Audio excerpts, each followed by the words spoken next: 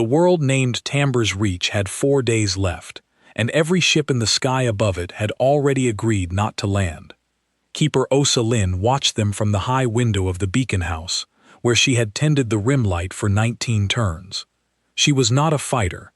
She had never carried a weapon heavier than a hand torch. Her whole life was a single tower, on a dying world, a lamp that told ships where the rock ended and the dark began, and a logbook she filled in a careful, small hand. She wrote down everything that passed. That was the work.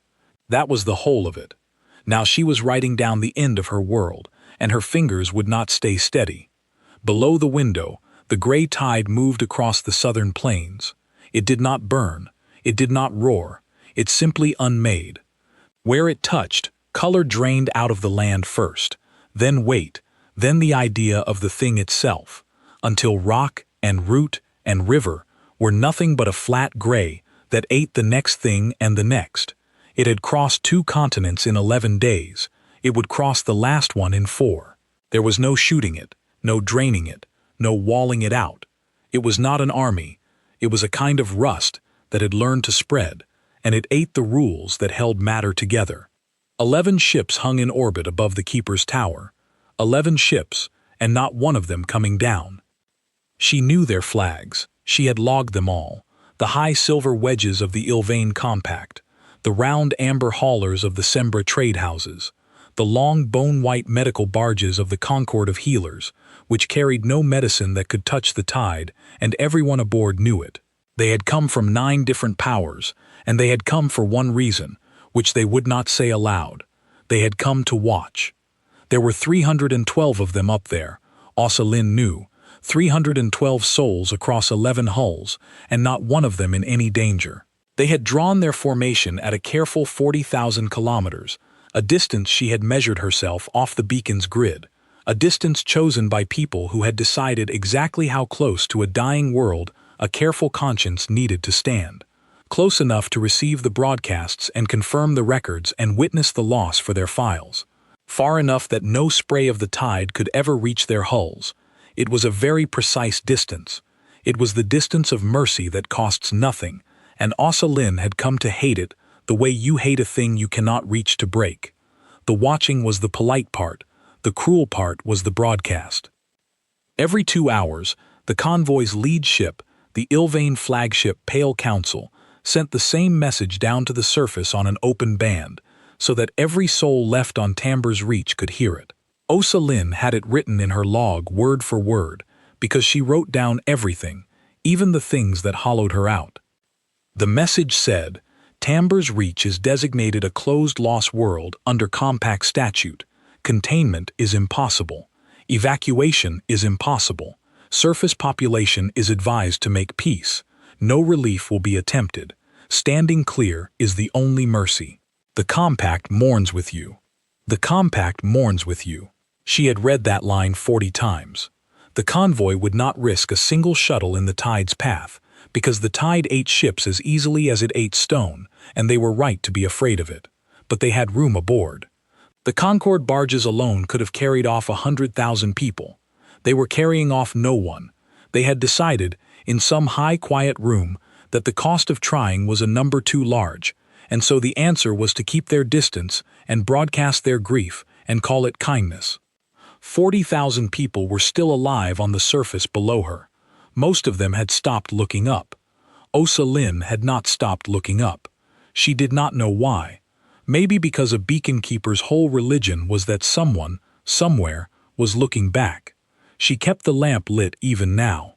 The rim light still turned, still swept its slow gold beam out into the dark, still said the old thing it had always said, the thing every beacon in the galaxy said in its own tongue. It said, here is the edge, here is the place. If you are out there, we are here. She had kept the light through worse nights than most, she told herself. There had been the storm seasons, when the wind came off the southern sea and tried to tear the tower's crown off, and she had climbed the frozen ladder to chip the ice from the lens by hand. There had been the long dark turn, when the supply ship missed its run, and she had burned lamp oil thinned with engine grease to keep the beam alive for a freighter she never saw. She had kept the light through all of it, because that was the keeper's whole creed. the thing her grandmother had taught her grandmother. A lamp that goes out has broken a promise, and a keeper who lets it go out has broken the only promise a keeper has. So she kept it.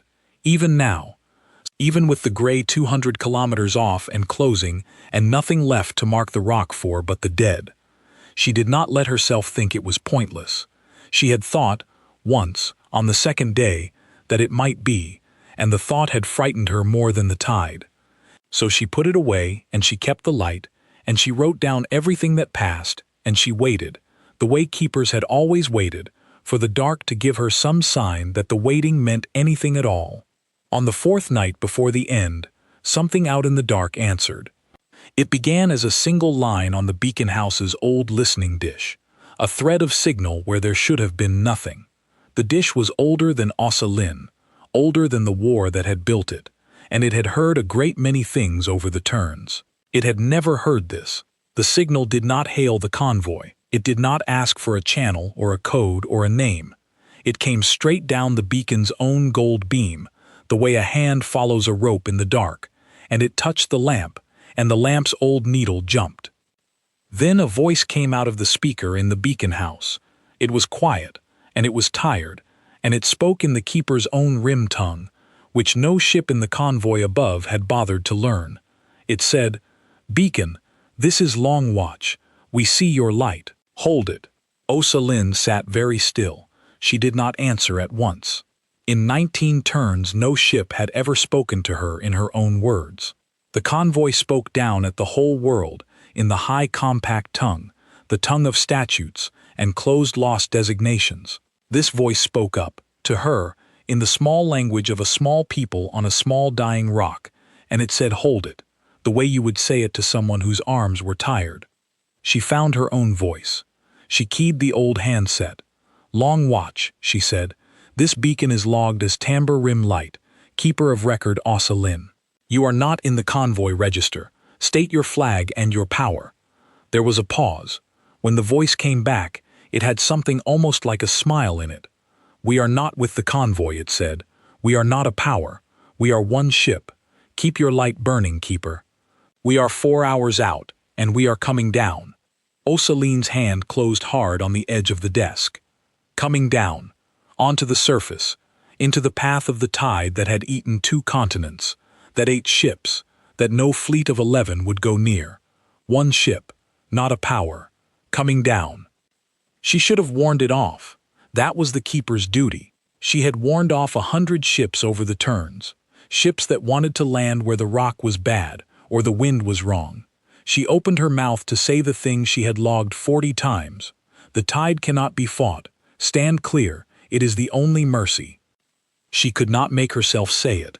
Some part of her, the part that kept a lamp lit on a world everyone else had closed the book on, would not let the words out.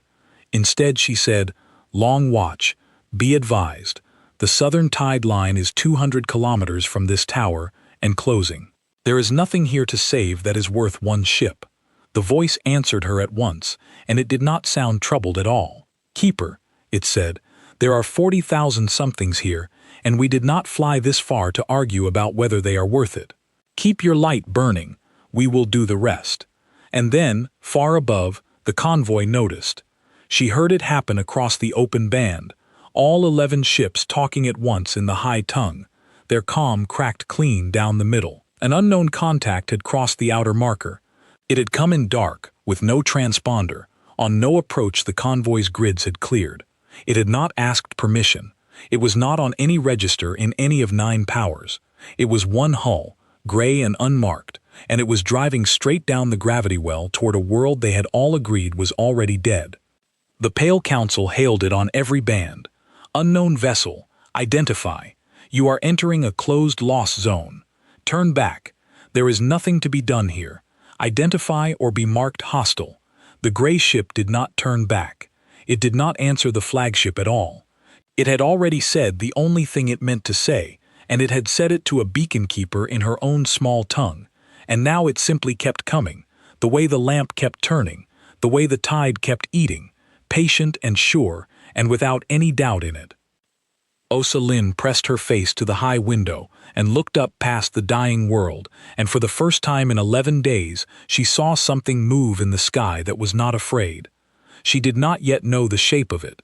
She did not know its line or its make, or how far it had come, or what it had crossed to get here. She did not know that in 4 hours the proudest fleet on the rim would forget the words to its own broadcast. She knew only that it had seen her light, and that it had told her to hold it, and that it was coming down where no one would come down. She picked up her pen. Her hand had stopped shaking. She wrote, in her careful small hand, the first line of the only chapter of her log that anyone would ever read again. She wrote, on the 4th night, one ship answered the lamp. Then she trimmed the wick and turned the beam up as bright as the old light would burn, and held it.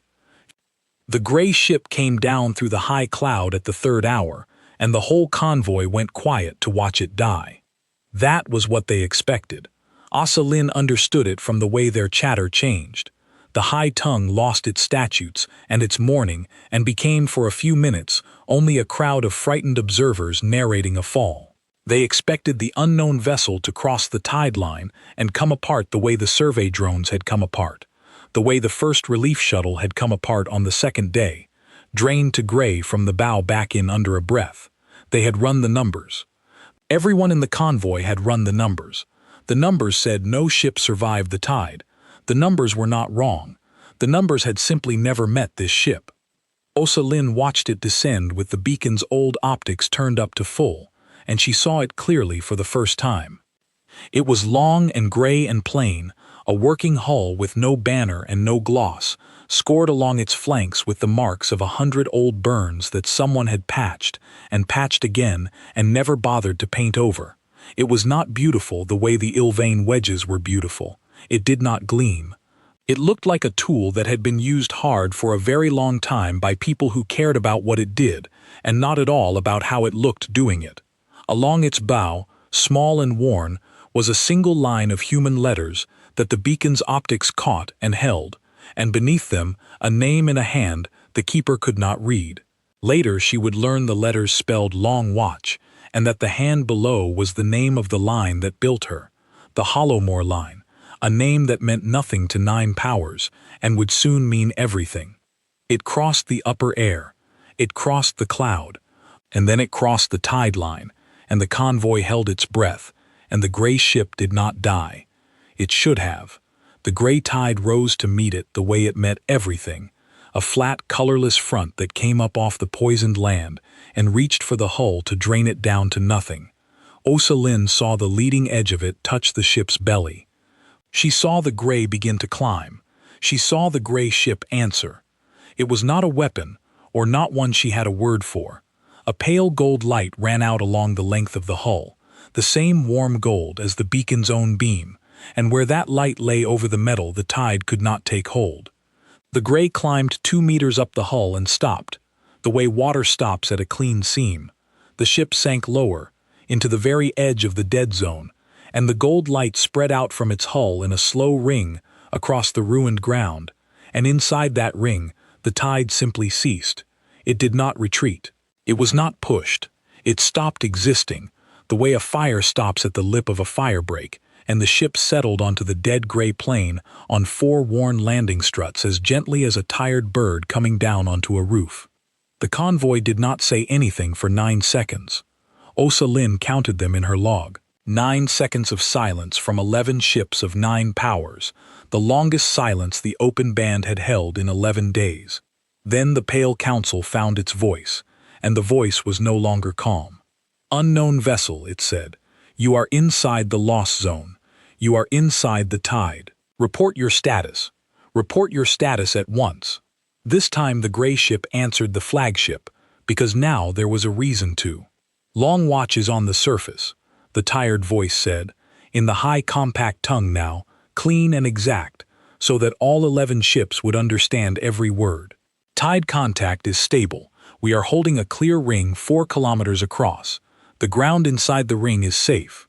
Beacon Keeper, the voice added, dropping back into the rim tongue just for her. Your tower is inside the ring. You can open your door now.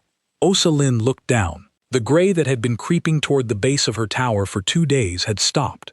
A line of clean dark soil showed at the edge of the gold, and past it, the dead flat nothing, held back, held off, held at the seam. She opened her door for the first time in 11 days, and the air that came in smelled of rain. She stood in the open doorway and breathed it. For 11 days the air of her world had smelled of nothing, which was the smell the tide made, the smell of things that had stopped being things. Now it smelled of wet soil and cold stone, and the green that had begun, in the few minutes since the gold ring closed, to remember itself. It was the smell of her childhood. It was the smell of a world that was alive.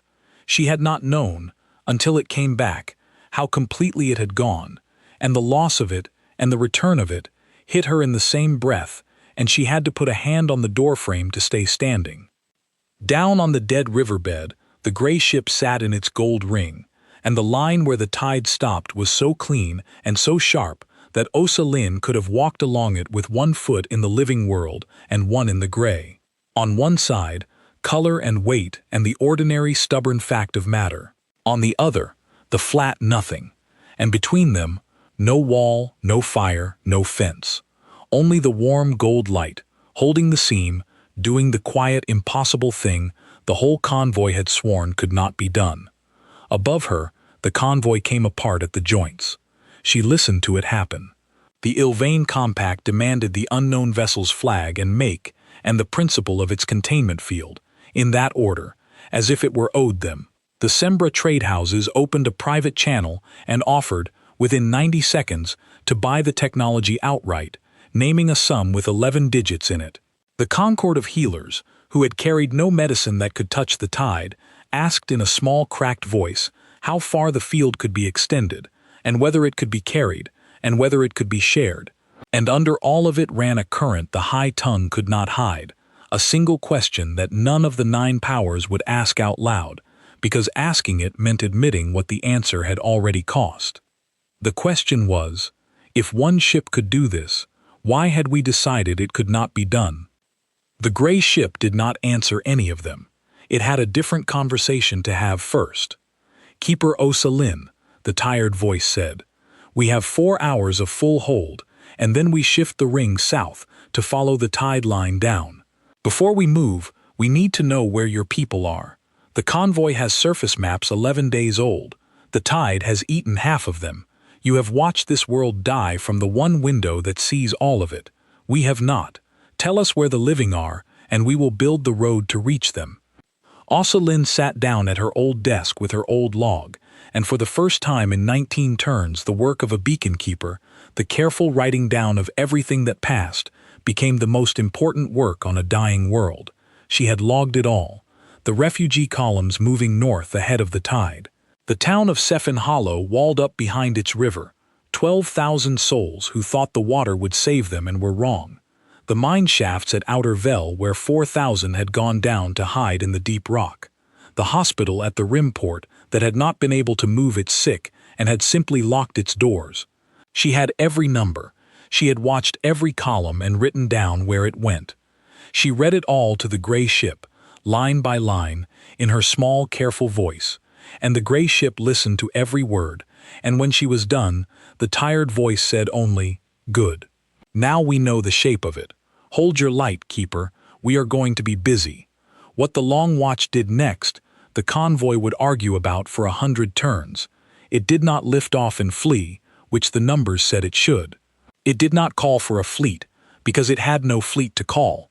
It was one ship, one tired gray hull on 4 worn struts in the middle of a dead gray plain, and it began, with no help from 11 watching powers, to take a dying world back 1 ring at a time. The gold field stretched. Lin watched it on the beacon's optics, watched the clean ring around the ship widen from 4 kilometers to 9 to 20, the tide ceasing at its edge the whole way out, the dead gray ground inside it, slowly remembering how to be ground. Where the field passed over the plains, the flat nothing lifted and color bled back into the soil, faint at first, then sure. The tide had unmade the rules that held matter together. The gold field, somehow, wrote them back. Then the ship moved. It did not fly. It walked the field south, sliding the whole 20-kilometer ring of safe ground ahead of it like a man pushing a lamp through a dark house, and the tide gave way before it, and behind it, the land lay clean. It walked the ring to the refugee columns first, the ones moving north with the tide a day behind them, and it opened the ring around them, and 20,000 people who had been walking toward their own deaths found the ground under their feet go suddenly, impossibly safe. Osa-Lin heard the first cheer over the open band. It was not from the convoy. It was from the surface, from 20,000 throats on a road in the north, a sound she had not heard from her world in 11 days, and it broke something open in her chest that she had thought was already broken past feeling. She knew that road.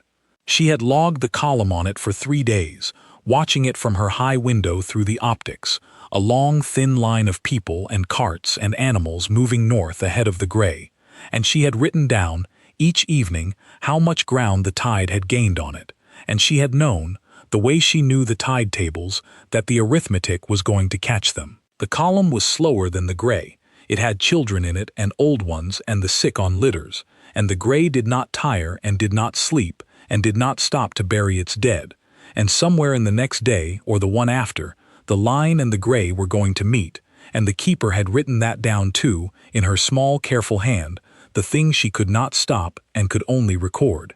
And now the gray ship had reached the column first, and the arithmetic that had been going to kill 20,000 people simply did not happen, and the keeper sat in her tower and listened to 20,000 voices discover they were going to live, and she wept, which she had not done in 11 days, because there had been nothing in 11 days worth weeping for the right reason. The convoy heard it too, and the convoy, to its shame, tried to take command. The Ilvain flagship opened the high band and addressed the gray ship as if it were a subordinate that had finally reported in. "Unknown vessel," it said, "you will now coordinate your containment field with compact relief doctrine. You will hold position at the refugee column and await compact shuttles, which we will now dispatch under your field's protection. You will provide your field parameters to compact command for integration. Acknowledge." The gray ship was quiet for a moment. When it answered, the tired voice had not changed at all, and that was the most frightening thing about it. "Pale Council," it said, "your shuttles are welcome inside the ring whenever you find the nerve to send them. The ring is open. It has been open for an hour.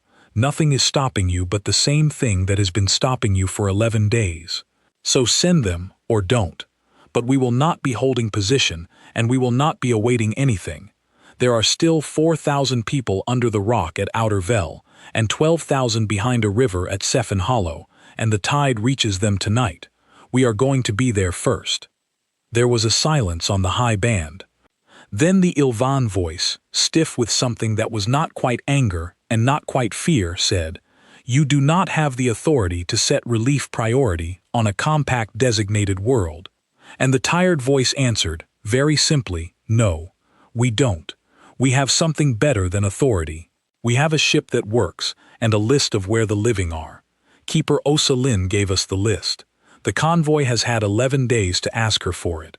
The convoy never did." Osa-Lin's hand went still over her log. It was true. In 11 days, no ship in the convoy had hailed the beacon house. They had broadcast down at the whole world in the high tongue. They had run their numbers and made their designation and offered their mourning. Not one of them had thought to call the keeper who watched it all from the one window that saw everything and ask her the single question that mattered: "Where are your people?" They had decided the world was a loss before they had bothered to learn its shape. And the one ship that had come, the one ship that was not a power and would not be commanded, had asked that question first, in her own small tongue, before it asked anything else. She wrote that down too. She thought it was important. She thought that someone, someday, reading this log, should understand that the difference between the 11 and the 1 was not the gold field at all. The field was only the proof. The difference was the question. The long watch walked its ring south through the night. By now the convoy had begun, slowly, to send its shuttles down. The keeper logged the first one with great care, because it was the moment a doctrine of 11 days began to die. It was a Sembra craft, a stubby amber tender meant for hauling ore, and it came down through the dark, slow and uncertain, and crossed the edge of the gold ring around the northern road, and nothing happened to it, and the keeper imagined she could feel the held breath of 312 souls in the high dark let go all at once when it did not come apart. After that they came faster. Once one ship had crossed the ring and lived, the unspoken law that had held the convoy at 40,000 kilometers for 11 days simply had no more force, because it had never been a law at all, only a fear that everyone agreed to call a law so that no one would have to be the first to test it. The gray ship had tested it. Now anyone could, and the shuttles came down, amber and silver and bone white, into the rings the long watch had opened, and began at last to carry people out. The tide was already at the mine heads, sliding down the shafts after the 4,000 who had gone into the deep rock to hide. The gray ship opened its ring over the whole minefield and held it there, and Osa Lin watched on the optics as the gray was driven back up out of the shafts, color climbing the headframes, the dead winding gear remembering its own iron. 4,000 people came up out of the dark into clean air, and the ship held the ring around them and spoke to them in their own rim tongue, the way it had spoken to her, and told them which way to walk to stay inside the light. The keeper watched it work, and she began to understand the kind of patience the gray ship had. It did not hurry, though hurry would have been the obvious thing. It did not rush from the minefield to the next place the moment the 4,000 were up, leaving them to find their own way. It held its ring until every shaft was clear, until every last soul had climbed up out of the deep rock and stood in the clean air, and then it set one of its small turning gold seeds at the mine head to hold the ring open after it left, so that the 4,000 would still be safe when the ship was 100 kilometers gone. It did this everywhere. It did not save people and abandon them to a saving that would not last. It built each ring to hold itself, and only then moved on, and the keeper, who had spent her life keeping a single light burning so it would never go out, recognized the discipline of it. The gray ship did not light lamps it would let die. That was the whole of its religion, as near as she could tell. A light, once lit, is a promise. You do not break it for speed. It reached Sephin Hollow before dawn. The town had walled itself behind its river and prayed the water would hold, and the water had not held, because the tide did not care about water. The tide ate the river itself, drank the idea of it down to flat gray, and crossed where it had been. 12,000 people were trapped against their own back wall, with the gray coming over the riverbed when the gold field rolled over the town like a sunrise that had decided to come early. The tide stopped at the wall. It stopped, Osa Lin saw, with the leading edge a single house length from the nearest child, and it stopped, and it went no further, and the gray ship settled onto the dead riverbed and held the ring open and said, in 12,000 people's own words, "You can come out now." And all the while the convoy watched. 11 ships of 9 powers hung in the high dark and watched one gray hull do. In a single night, the thing they had declared for 11 days could not be done. They watched it save 20,000 on the northern road, and 4,000 under the rock, and 12,000 behind a broken river. They watched it ask a beacon keeper for a list, and then walk that list across a dying world without rest, without a fleet, without authority, without once raising its voice. And somewhere in that long night, the convoy stopped, trying to command it, because you cannot command a thing that has revealed, simply by existing, that every choice you made was a choice and not a law. Near dawn, the concord of healers broke from the convoy. Osa Lin caught it on the optics. One long bone-white medical barge peeling away from the high formation and dropping toward the surface, slow and unsure, toward the gold ring around Sephin Hollow. It hailed the gray ship on an open band, and its voice, the voice of the power that had come carrying medicine it knew was useless, was not stiff or proud at all. It was ashamed, and it was asking.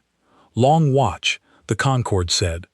"We have 1,100 beds, and we have nothing that touches the tide, and we have been holding our distance for 11 days, because the numbers said there was nothing to carry off.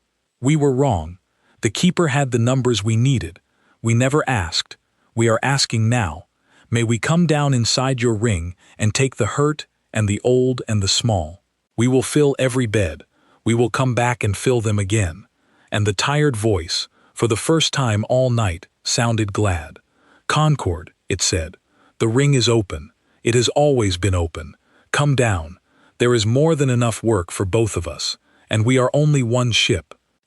The bone-white barge came down out of the dark into the gold, and it touched the dead riverbed beside the gray hull, and it opened its doors, and the long, shameful distance the convoy had kept ended, at last, with one of the 11 finding the nerve to land. Osa Lin wrote it all down. She wrote down the barge coming through the ring. She wrote down the first stretchers crossing from the broken town.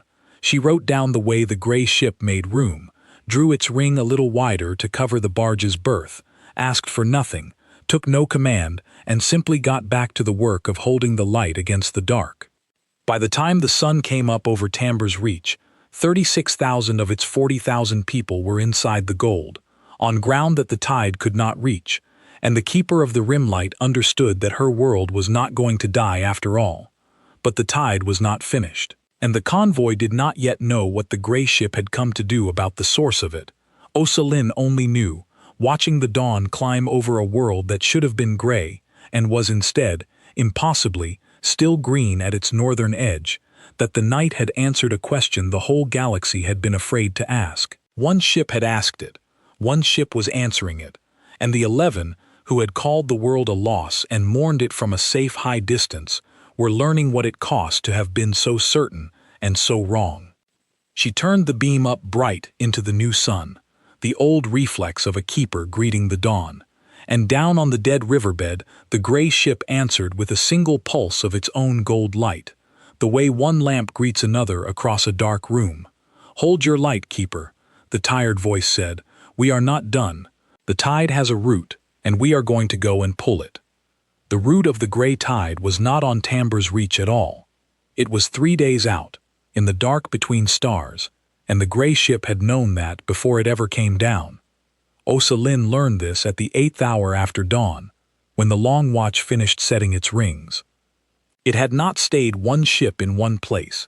It had done a thing the convoy's optics could barely follow, leaving small seeds of its gold light at the edge of each saved place, the northern road and the minefield and the broken town, little turning beacons of its own that held the rings open without it.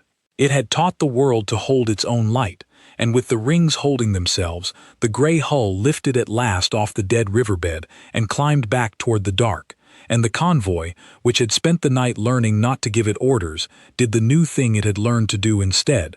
It asked. Long watch, the Pale Council said, and the high tongue had changed in a single night, gone from statute to something almost humble. Long watch, the rings are holding. The Concord is filling its beds. Where are you going? To the root, the tired voice said. The tide is not a weather. It is not a sickness that began here. Someone made it, and they are still making it, and as long as the maker runs, every ring we hold is only a wall against a flood that never stops rising. Walls are not enough. We are going to go and turn off the flood. There was a silence on the high band, and then the ill-vain voice asked the question the whole convoy was thinking, the question that revealed how completely the night had reordered the rim. It asked, "Made it? Someone made the tide? Who?" And Osa Lin, listening from her tower, understood that the 11 powers of the convoy had never once asked where the tide came from. They had measured it. They had charted its speed and mapped its front and run the numbers on its spread and written their closed-loss designation. They had treated it as a fact of the universe, a flood with no source, a thing to be mourned and stood clear of. They had never asked who turned it on. The gray ship had asked that question before it crossed the outer marker, the same way it had asked the keeper where her people were. It was the same kind of question. It was the only kind that mattered. Where are the living? Who made the dying? The convoy had asked neither. The long watch had come for both. The answer the gray ship gave was the first time its tired voice grew cold. It said, "The makers call themselves the Seer. They are not a fleet, and they are not an empire. They are a kind of people who decided, a long time ago, that the universe was too full of things wearing out badly, and that the kind thing, the clean thing, was to help matter let go. They build engines that teach a star system how to stop. They seed them on quiet worlds at the edge of the dark, and they walk away, and they tell themselves it is mercy. We have met them before.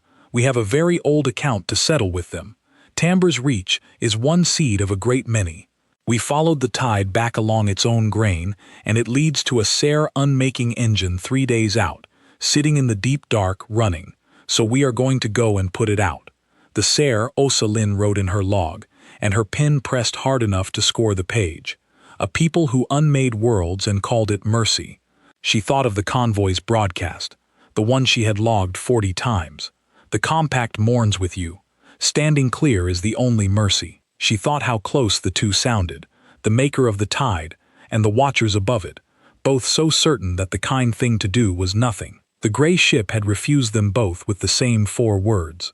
We are coming down. She sat with that for a long while, the pen still in her hand. It frightened her more than the tide had, the nearness of the two ideas.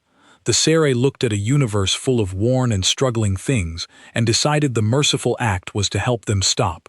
The convoy looked at a struggling world and decided the merciful act was to stand clear and let it stop in peace. The words were different, and the distance was different, and one of them built engines, while the other built statutes, but underneath, the keeper saw, they shared a single rotten root.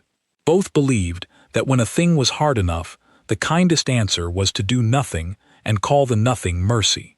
Both had decided, from a safe high distance, that some things were past saving and that admitting it was a kind of grace.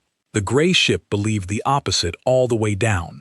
It believed that mercy was a thing you did with your hands, on the ground, in the path of the gray, and that any mercy that cost you nothing and saved no one was not mercy at all, but only comfort wearing mercy's coat.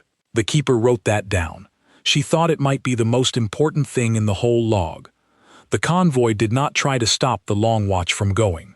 The convoy, that morning, did something it had not done in 11 days. It offered to come along. It was the Sembra trade houses that said it first, the round amber haulers who had tried to buy the gold field with 11 digits the night before. Their voice had lost its bargaining edge. Long watch, they said. We are not warships. We carry grain and ore, and we have never fired a shot at anything. But we have engines and we have hands, and if there is a thing 3 days out that is making this, we would rather burn our fuel chasing it than sit here in the high dark feeling the way we have felt since you came down. Let us come. Let us carry something. We are tired of standing clear. And one by one the convoy joined them. The Ilvan wedges, stiff and proud and shaken to their keels. The Concord barges, who would stay to fill their beds but sent their fastest cutter. 9 powers who had agreed, 11 days before, that nothing could be done, now lining up behind one gray ship that had spent a single night proving them wrong, asking, in their high formal tongues, to be allowed to help. Osa Lin marked the order they came in, because the order told a story. The Sembra had come first, the traders, the ones who lived by knowing the true price of a thing, and they had been the first to feel the shame of the price they had nearly let stand. Then the smaller powers, the ones who had only ever followed the compact's lead because the compact was large and they were not, and who had been waiting, the keeper thought, for someone to give them permission to want to help. The gray ship had given it to them simply by helping, by showing that the door had been open the whole time and only fear had kept them from it.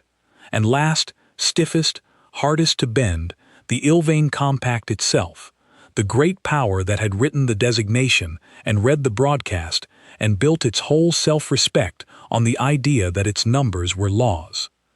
It came last because it had the most to unlearn, but it came.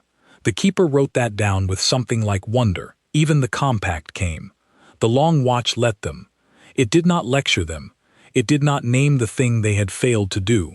The keeper noticed that and wrote it down, because it told her something about the kind of people who built the gray ship.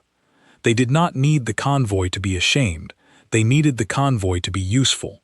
The tired voice simply laid out the work, plain and clear, in the high tongue so all 9 powers could follow. It said, "Good. Here is the shape of it.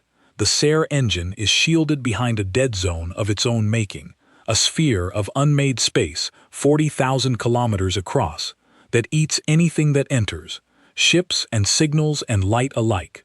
Nothing your fleets have can cross it. We can. We will go in and put out the engine.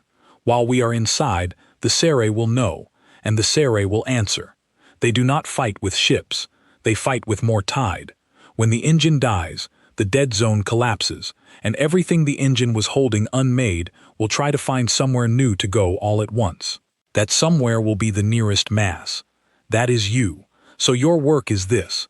Stand off at 100,000 kilometers, in a ring, with every gold seed we have left you, and when the dead zone falls, you hold the line and give the released tide nothing to land on but our light. You will not have to fight it. You will only have to hold. Can you hold? There was a pause on the high band, and then the Ilvain flagship, the same pale council that had broadcast the closed loss designation 40 times, answered in a voice that had finally found the difference between morning and standing clear. It said, "We held the wrong line for 11 days, Long Watch. Show us where the right one is. We will hold it until our hulls come apart." "You will not come apart," the gray ship said. "You will hold our light, and the light holds. We have done this before. Form your ring. We are going to the root." Osaline, in her tower, asked the only thing a beacon keeper could ask. She keyed the rim band, the small private one the gray ship had used to speak to her in her own tongue, and she said, "Long Watch. You are going into a dead place to put out a fire, and you are one ship, and you are sending the whole convoy to stand 100,000 kilometers behind you. Who holds your light while you are in the dark?" The tired voice was quiet for a moment. When it answered her, it had the smile in it again, the one she had heard in the first hour. "You do, Keeper," it said. "That is the whole point of a beacon. We go into the dark places so that the lights can stay lit behind us. You keep your lamp burning on the rim, and we will keep ours burning in the deep. And as long as one of them is lit, neither of us is lost. That is the oldest deal there is. Your people made it with the dark a long time before you were born. We are only keeping it." She wrote that down. She would read it to herself many times in the days to come. The keeper turned that over for a long time after, the deal the gray ship had named. "You keep your lamp burning on the rim, and we will keep ours burning in the deep, and as long as one of them is lit, neither of us is lost." It was the kind of thing you could say lightly, the way ships exchanged courtesies. But the gray ship had not said it lightly.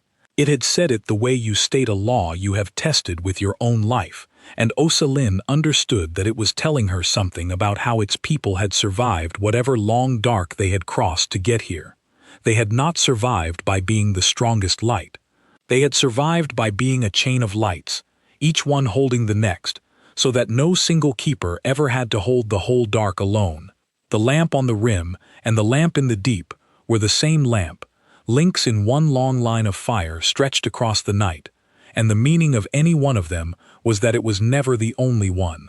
The keeper had spent 19 turns believing her tower stood alone at the edge of everything. The gray ship had just told her, plainly, in her own small tongue, that it never had. The Long Watch climbed for the deep dark, and the convoy formed its ring behind it, and Osaline watched her sky fill with the strangest thing she had ever logged. 11 ships of 9 powers, who had come to watch a world die from a safe high distance, now wheeling into a defensive line 100,000 kilometers out, gold seeds glowing along their formation, every one of them turned outward to hold a wall against a flood, following the lead of a single gray hull that had no flag and answered to no power and had asked, before anything else, where the living were. The keeper watched her sky empty as the convoy followed the gray ship out toward the dead place, and she felt the old fear come back, the fear of the second day, the fear that the keeping was pointless. They were all leaving. The one ship that had saved her world and the 11 that had finally found their courage, all of them climbing away from Tambur's reach toward a hole in the dark 3 days out, and she would be alone again on the rim, with her lamp and her log, and the rings holding themselves, and no way to know how any of it ended. She nearly asked the gray ship to stay. The words were in her mouth, And then she understood that asking it to stay would be asking it to be the convoy, to hold its safe distance and let the route keep running, and call the staying mercy, and she could not ask that of the one ship that had refused it. So she swallowed the words and she did the keeper's thing instead. She turned her beam out toward the dead place, as far as the old light would throw, so that even 3 days out, even at the edge of the silence, the gray ship would have a lamp behind it if it cared to look.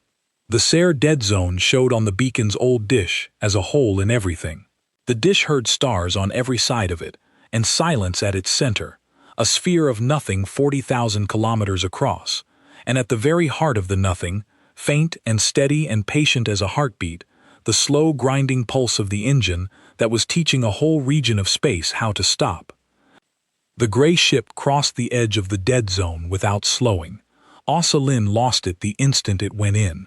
The dish ate the gray hull the way it ate everything, swallowed signal and light, and the small gold glow of it down into the silence, and for a long terrible while there was nothing on the rim band at all. The convoy held its ring, the world held its gold, the keeper held her lamp and her breath, and the dead zone held the gray ship somewhere inside its hungry silence, and no sound came out.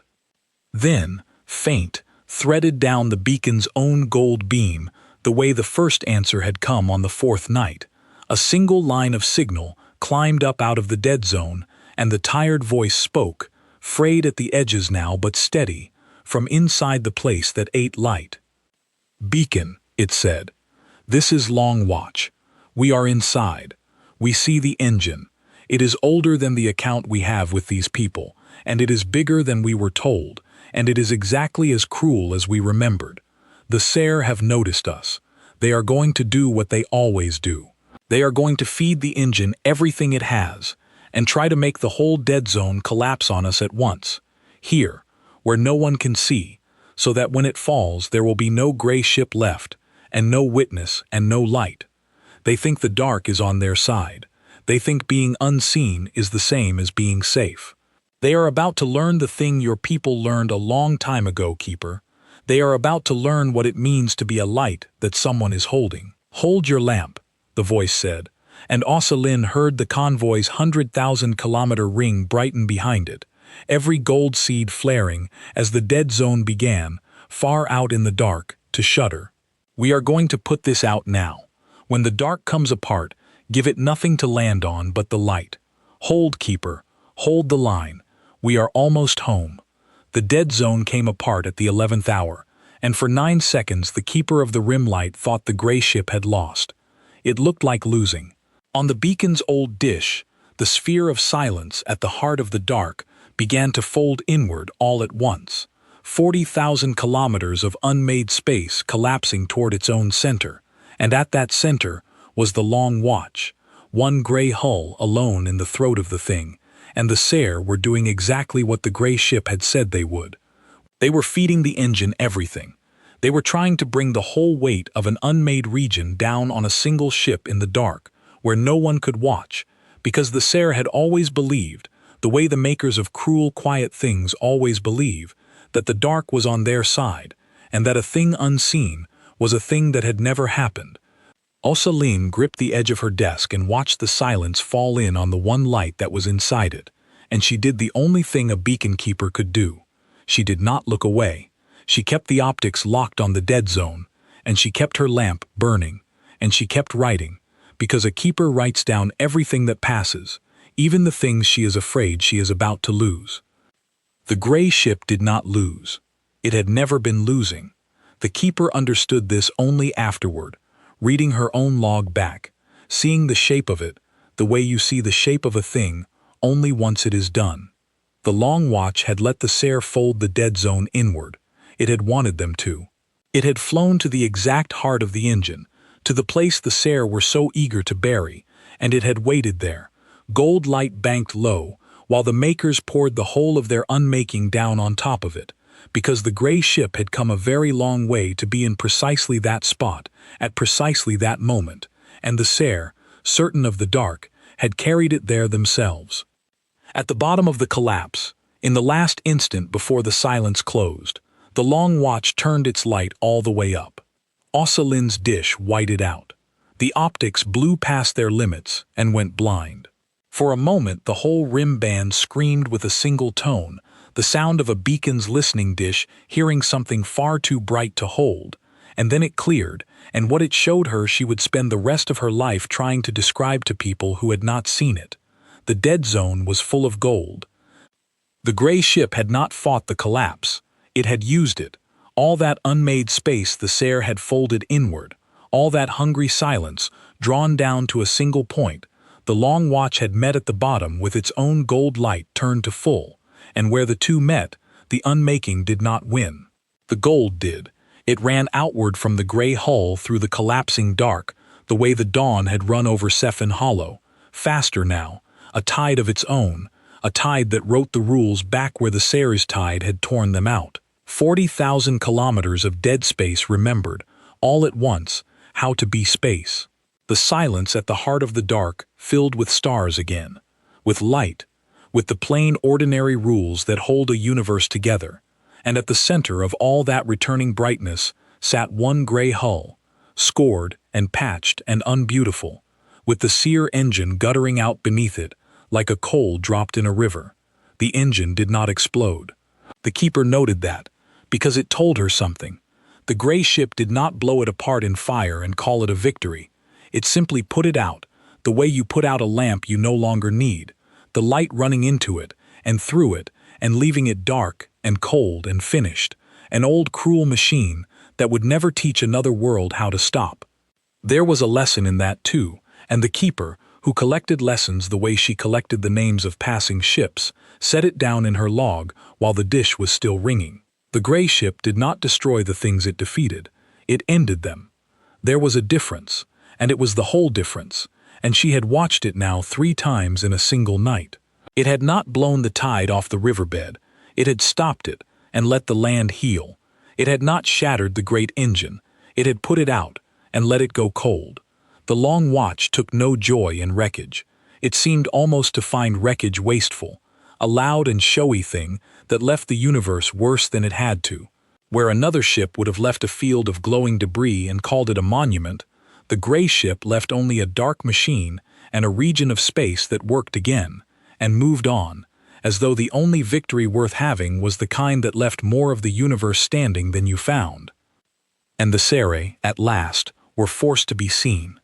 They had hidden behind the dead zone for as long as it lasted, a people who fought from inside silence and called it mercy. When the silence filled with light, they had nowhere left to be unseen.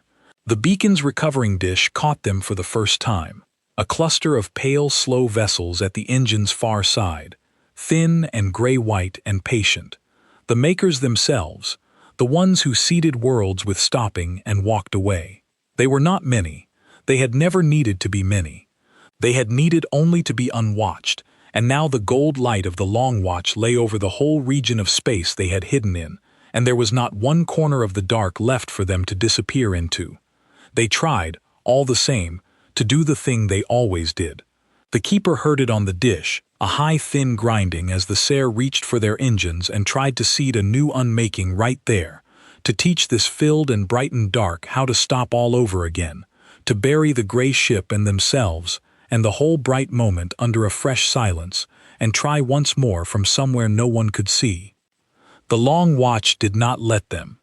This was the part the convoy would argue about for 100 turns, the part 9 powers would never fully agree on, because it was the part that showed them, finally, what the gray ship was and what it had chosen not to be. The Long Watch could have unmade the Sare. It had just turned an entire collapsing dead zone inside out with its light. It could have run that same gold through every pale, slow hull at the engine's far side and left nothing of the makers but a memory. Every power in the convoy, listening on the high band, understood in that moment that the gray ship had the strength to end the Sare entirely, and that no law in 9 powers would have called it wrong. It did not. Instead, the gold light reached out across the bright dark and touched the Sare vessels, and it did to them the thing it had done to the tide on the riverbed at Sefin Hollow. It stopped them, not killed, stopped. The light lay over their hulls and their grinding engines guttered out the way the great engine had, every unmaking seed aboard them going cold and quiet and useless, and the pale ships hung there in the new brightness, intact and whole and utterly disarmed, makers of silence who could no longer make a sound. Then the tired voice came up the beacon's gold beam one more time, and it spoke, and it did not speak to the keeper this time, and it did not speak to the convoy. It spoke to the Sare, in a tongue the keeper did not know, the old account-settling tongue, and the dish carried it down to the rim, and Osalyn wrote down the shape of the sound, even though she could not read the words. Later, the gray ship would tell her what it had said, and she would write that down too, in her own small hand, as the truest line in her log. It had said, "You taught worlds how to stop. We came a long way to teach you how to keep going. You will not seed another dark. You will not unmake another rim. You will go back to your own quiet place, and you will sit in the light we have put over you, where you can be seen, where everything you do will be watched, and you will learn the only mercy there ever was, which is the work of holding a thing together instead of helping it let go. That is the account. It is paid. Go home." There was a thing the keeper noticed about the Sare, watching them limp home disarmed under the gold light, and she set it down because it seemed to her the heart of the whole account. The Sare had never once, in all their long work of teaching worlds to stop, been made to watch what they did. That was the cruelty inside their mercy. They seeded an engine on a quiet world, and they walked away, and they never stood on the surface as the gray came, never heard a refugee column on a northern road, never saw a town wall itself behind a river, and pray to water that could not save it. They did their unmaking from a great distance and a great silence, and the distance and the silence let them go on believing it was kind. The gray ship had not killed them. It had done something the keeper thought was harder and truer. It had taken the silence away. It had lit them up where they could be seen, where everything they did from now on would be watched, where they could never again do a cruelty at a distance and call it grace, because the distance was gone, and the light was on them, and they would have to look at the thing they were doing while they did it. The keeper understood, writing it, that this was the same lesson the convoy had been taught, only larger. Both the makers of the gray and the watchers above it had hidden behind distance. The gray ship's whole work, on every scale, was the closing of that distance, the dragging of every comfortable far-off conscience down to the ground where the gray actually was. The Sare went home, disarmed, lit, watched. They turned their pale, slow hulls and limped back toward their own quiet place under the gold light that would follow them forever now, and behind them the tide that had been eating Tambur's Reach died at its root, all across the region, all at once. Osalyn felt it happen on her own world. She had been at her high window when it came, watching the southern reach through the optics in the gray first light, the way she had watched it every dawn since the tide came, and she saw the change before she understood it. A shiver ran across the whole gray front at once, from horizon to horizon, a ripple in the flat nothing, as though the tide had felt something tighten in a place very far away. The keeper's breath caught. She did not know yet that 3 days out the gray ship had just put out the root. She knew only that the gray, which had moved with such terrible patience for 11 days, never pausing, never doubting, had paused, and that the pause spread, and that the thing she was watching was a thing she had begun to believe she would never see, which was the gray tide afraid. The southern tide line, the flat gray front that had eaten 2 continents, simply stopped being. Not pushed back, not walled off, finished. The keeper looked out her high window and watched color come up out of the dead gray plains like a held breath let go, the soil remembering itself, the dead rivers filling, the unmade land all across the southern reach quietly putting itself back together because the thing that had been unmaking it had, 3 days out in the deep dark, been put out. The rings the gray ship had seeded did not have to hold a flood anymore, because there was no more flood. There was only a wounded world, healing, under a morning sun, with 36,000 of its 40,000 people alive inside it. And out at 100,000 kilometers, the convoy held a line against a flood that never came. They had braced for the released tide. They had formed their ring and lit their seeds and turned every hull outward, 11 ships of 9 powers, ready to give the unmade dark nothing to land on but their light, ready, finally, to hold instead of stand clear. And the flood never reached them, because the gray ship had not let the dead zone spill outward at all. It had drawn the whole collapse down into itself, and turned it to gold at the bottom, in the dark, where no one could see, where the Sare had thought they were safe. The convoy had braced to be tested, and was, in the end, only a wall against a danger the gray ship had already swallowed alone. Osalin caught the moment the convoy understood it too. There was a long quiet on the high band, 11 ships of 9 powers, holding a line against a flood that was never going to reach them, slowly working out that the gray ship had given them a wall to hold, not because it needed the wall, but because it had judged, correctly, that they needed to hold one. She heard it in the way their chatter changed, from the tight-clipped readiness of a fleet braced for battle, to something slower and stranger, the sound of proud powers realizing they had been handed a gift dressed as a duty. The gray ship had not embarrassed them. It had not announced, "See, you did not even need to be here." It had let them stand their line in earnest, let them feel the weight of holding it, and then let the flood it had already swallowed simply not come, so that the convoy could keep its dignity and learn its lesson in the same breath. It was, the keeper thought, a kindness so quiet and so deliberate that most of the 9 powers would never even notice they had received it. The keeper understood why, and wrote it down. The Long Watch had not needed the convoy's ring to win. It had built the ring anyway. It had sent 11 proud broken powers to hold a line they would not have to hold, given them a wall to build, and a light to keep, and a thing to do with their hands at last, because the gray ship knew something about the 9 powers that they did not yet know about themselves. It knew that a people who have spent 11 days standing clear of a dying world need, more than anything, to be allowed to hold a line, not to be lectured, not to be shamed, to be handed a wall and told, plainly, hold this, and to discover that they could. The ring had not saved Tambur's reach. The gray ship had. But the ring had saved the convoy, a little, from the thing it had been before the 4th night, and the Long Watch had built it for exactly that reason and never once said so. When the bright dark settled, the gray ship turned for home, and the convoy did the last new thing it had learned to do. It got out of the way, and it asked permission to follow, and it thanked the one ship that had shamed it without ever meaning to. Pale counsel hailed the Long Watch on the high band, and the proud ill-vain voice that had broadcast a closed-loss designation 40 times spoke now with no statute left in it at all. Long Watch, it said. We charted this thing for 11 days and called it a fact of the universe. We never asked who made it. We never asked where the living were.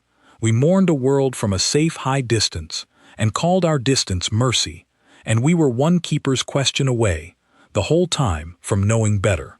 You crossed our outer marker dark and unflagged, and you have unmade the thing we said could not be unmade, and you have spared the people who built it, and you have asked us for nothing. Tell us what we owe. Any of the 9 powers will pay it. Name the price. And the tired voice, frayed and worn and almost ready, the keeper thought, to rest, gave the convoy the only answer it had ever given anyone. There is no price, it said. We did not come for one. We came because a lamp was lit on the rim, and someone had to answer it. You want to pay us, pale counsel. Then the next time a light comes on at the edge of the dark, do not run the numbers. Do not write the designation. Do not mourn from a safe high distance, and call it the only mercy. Go and ask where the living are. Go and ask who made the dying, and then go down. That is the whole of what we are owed. Pass it on. Osaline wrote it all down, every word, in her small, careful hand, and out her high window the sun came up green over a world that had been 4 days from gray, and the gray ship turned at last toward the rim light to come home, not finished yet, but nearly, with one more thing to do before it could sleep. The Long Watch came back to the rim light on the morning of the 5th day, and it came back hurt. Osalin saw it the moment the gray hull cleared the high cloud, and her pin stopped over the log.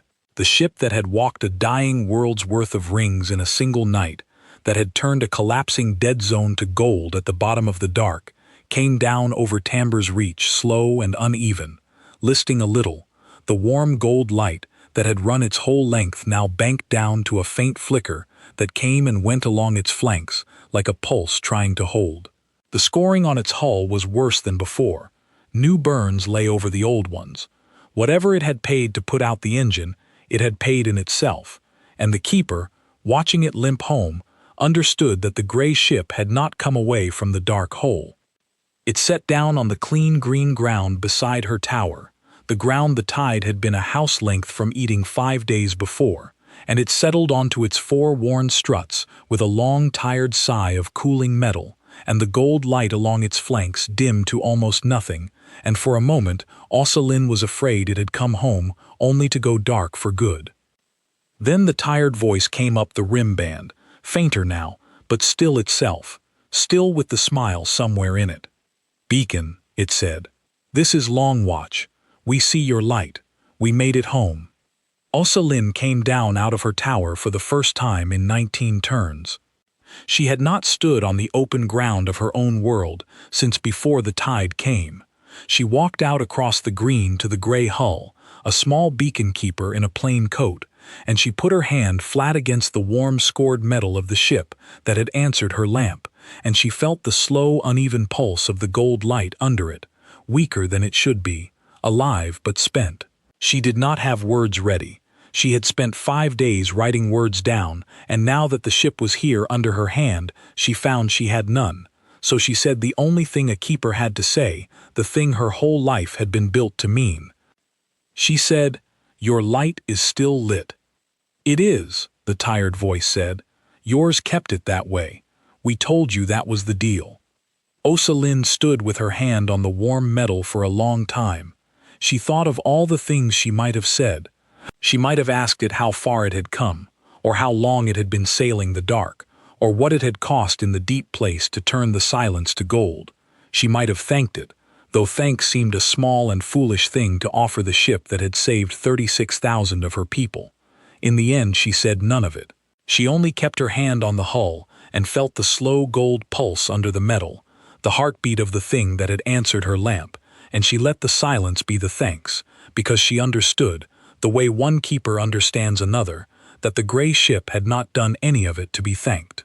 It had done it because a light had been lit, and someone had to answer it. To thank it too much would be to suggest that it might have done otherwise, and that, she sensed, would almost insult it. So she kept her hand on the hull and said nothing more, and the gray ship rested under her hand, and the green grew quietly all around them where the gray had been. Ocelyn learned, in the days that followed, the shape of what the gray ship had paid. It was not whole. It would not be whole again soon. Turning the dead zone's collapse to gold had cost it something deep in its heart that did not mend the way Burns mended, and the Long Watch would sit on the green ground beside the rim light for a long while, healing slowly, its gold banked low, one ship resting at the edge of the dark after doing a thing no fleet of 9 powers had dared to try. The keeper sat with it most evenings. She read it her log, the whole of it, from the first line on the 4th night to the last, and the gray ship listened the way it had listened to the list of where the living were, taking in every word as though every word mattered, because, the keeper came to understand, to the people who built her, every word did. And there was a grief in it that the keeper wrote down plainly, because it was true, and because the gray ship asked her to. Not everyone had been saved. 36,000 of Tambur's reach had lived. 4,000 had not. They had been beyond the rings already when the gray ship came, taken by the first days of the tide, before any light reached them, on roads the keeper had logged, and the ship had not been able to walk in time. One ship, however strong, could only walk 1 ring at a time, and the tide had a 4-day head start, and 4,000 people had been on the wrong side of that arithmetic. The Long Watch did not pretend otherwise. It did not let the keeper write that it had saved everyone. It made her write the true number, the 36,000 and the 4,000 both, because, the tired voice said, a light that lies about how many it could not reach is no light at all, and the 4,000 deserved to be in the log under their own true count, not erased to make the rescue look clean. Ocelyn wrote them in. She gave them a page of their own, the 4,000 the tide had taken before the gold came, and the gray ship asked her to read that page first, every evening, before any other, so that the lost were named before the saved were celebrated. She did. It became the new shape of her keeping. The 4,000 first, then the 36,000, then the work. The convoy stayed.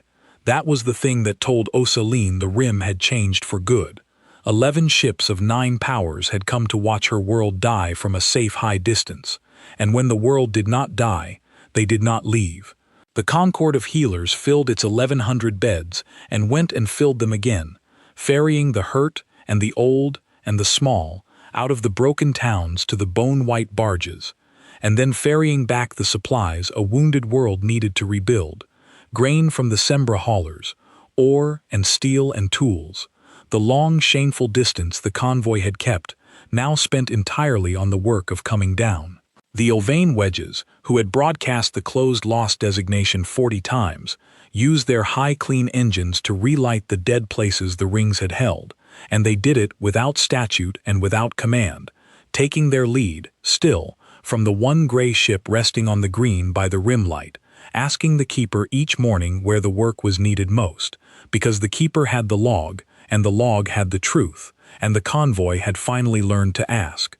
The Pale Council came down to the tower itself, once, near the end of the first month. The Ilvain captain, a tall, stiff creature of the silver wedges who had never in its life landed on a closed lost world, walked out across the green to the rim light and stood before the small beacon keeper in her plain coat, and it did a thing that the keeper logged with great care, because she understood it had never been done before. It asked to read the log, not to seize it, not to integrate it into compact doctrine, to read it, the proud power that had charted the tide for 11 days and never asked who made it, stood at a beacon keeper's desk and asked humbly, in the high tongue gone soft, whether it might read the account of the one ship that had done what the compact said could not be done, so that the compact might learn the shape of its own failure and not repeat it. Osaline gave it the log. It read for a long time. It read the 4,000 first, because the keeper made it, the way the gray ship had made her, and when it was done it closed the log gently and stood for a while looking at the gray hull resting on the green, and then it said, in a voice with nothing of the statute left in it at all, the thing the keeper thought was the truest measure of how far the rim had come. It said, "We will write a new doctrine. The first line will be the question, where are the living? We should have learned it 11 days sooner, from a keeper we never thought to call. We will not make that mistake again. Thank the gray ship for us, and thank the lamp." Osaline thanked them both. She had been thanking the lamp her whole life. It was good, at last, to have a power thank it with her. There was one more thing the Pale Council did before it climbed back to its silver wedge, and the keeper logged it as the truest sign of all. It asked her to teach the compact how to keep a beacon, not how to build one. The compact had engineers enough for that.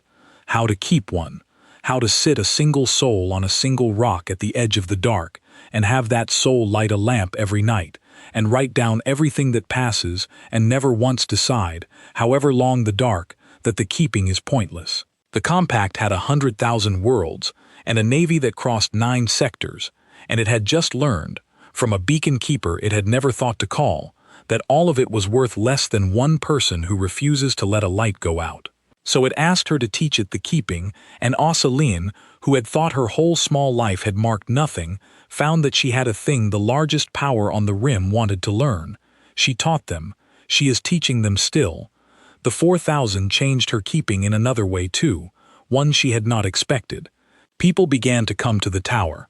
Not many at first, then more. Families from the saved towns who had lost someone to the first days of the gray, walking out across the new green to the rim light, because the keeper had the log, and the log had their names. They wanted to read them.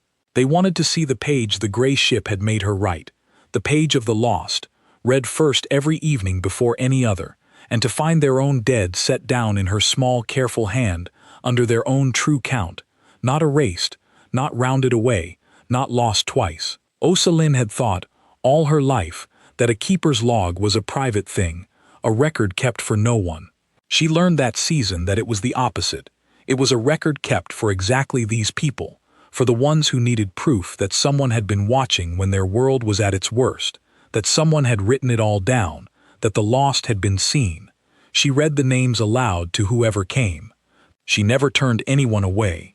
It became, alongside the lamp, the second half of the work, and she understood at last that they had always been the same work, the lamp and the log both, two ways of saying the same thing into the dark, which was, you are not alone, and you are not forgotten, and someone is looking back.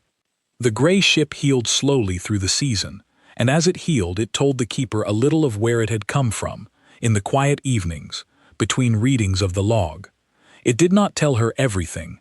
There was a great deal it would not say, about how far it had traveled, and how long, and how many rims it had answered before this one, and what the old account with the Ser had truly been. But it told her enough for her to understand the thing she had felt from the first hour, the thing that had made her unable to warn it off. The long watch was not a conqueror. It was not a power. It was exactly what its name said it was. It was a watch kept in the long dark, one of many. The keeper gathered gray ships of the Hollowmore line that crossed the deep places answering lamps, going down where no one would go down, putting out the cruel quiet engines that taught worlds how to stop, and asking, before anything else, the two questions that the great powers of the galaxy had somehow forgotten to ask. Where are the living? Who made the dying? They were beacon keepers too, the keeper understood at last. They kept a larger light, across a larger dark, but it was the same work. It was always the same work. You lit a lamp at the edge of the night and you held it, so that anyone out there in the dark would know that someone was looking back, and when a light came on somewhere that you could reach, you went, because the whole meaning of a beacon was that it was never lit for nothing. The gray ship left at the end of the season, when its gold ran warm and steady along its flanks again, and the green had climbed back over the last of the southern gray. It did not leave in triumph. There was no fleet to see it off, no statute read, no honors named.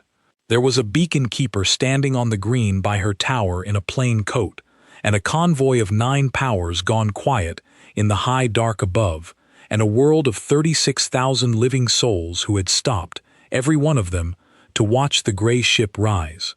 The long watch lifted off the ground it had saved, slow and steady now, whole enough to fly, and it climbed toward the rim where it had come down on the 4th night, and as it climbed, the keeper keyed the rim band one last time, in her own small tongue, to say the thing a keeper says to a light that is leaving. She said, "Long watch, where will you go?" And the tired voice, warm again, almost rested, answered her the way it had answered everything. It said, "Wherever the next lamp is lit." There is always another one, keeper. That is the sad part and the good part both. There is always a rim with a light on it, and a dark coming for it, and someone holding the lamp and hoping. We go where the lamps are. We will not always make it in time. We did not make it in time for your 4,000, and we carry that, and we will carry it to the next rim and the one after. But we will keep going down. As long as the lamps keep lighting, we will keep coming. Keep yours burning. Someone, someday, will see it and know what it means. The gray ship crossed the high cloud and was gone into the rim dark, and the convoy of 9 powers turned and followed it out to the edge of the system and then peeled away to their own roads, carrying home a doctrine that began with a question and a story they would tell for 100 turns. The story of the day, one unmarked gray hull crossed their marker dark and shamed an entire galaxy into remembering what mercy actually was. Osaline climbed back up into her tower. She was a beacon keeper. It was the only thing she had ever been. She had logged the end of her world, and then she had logged its saving, and now she sat again at her old desk with her old log and the rim light turning its slow gold beam out into the dark above her, and she understood that the work had not changed at all, and had changed completely. The work was the same: light the lamp, hold it, write down everything that passes, but she understood now what the lamp was for, in a way she had not understood in 19 turns of keeping it. It was not a marker. It was not a warning to ships about where the rock ended. It was a question, sent out into the dark, The same question every night, in the small language of a small people on a small world at the edge of everything. The question was, if you are out there, are you looking back? And once, on the fourth night of the worst week of her world's life, the dark had answered yes. One ship, not a power, coming down. She took up her pen. She turned the beam up bright, and she wrote the last line of the chapter that the whole galaxy would one day read, the chapter she had begun with one ship answering the lamp, and she made the last line as true and as plain as the first. She wrote, "We kept the light was seen. On the fourth night, the dark looked back, and it was not empty, and it came down where no one would come down, and it asked where the living were before it asked for anything else." Remember that, whoever reads this. When the worst comes, and the great powers run their numbers and call your world a loss and mourn you from a safe high distance, keep your lamp lit anyway. Hold it through the gray. Because somewhere out in the long dark there is a gray ship keeping a longer watch, and it is looking back, and it is closer than you think, and it has not forgotten how to come down. She set the pen down. Outside, the rim light turned, gold and steady, out into the night.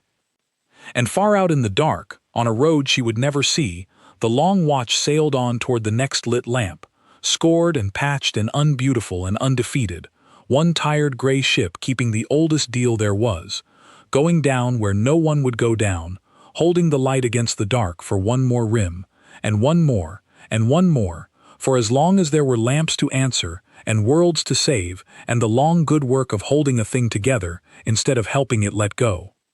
That was the whole of it. That was the work. The keeper held her light, and the gray ship held its watch, and between the two of them, across all that dark, no world that lit a lamp was ever truly alone again.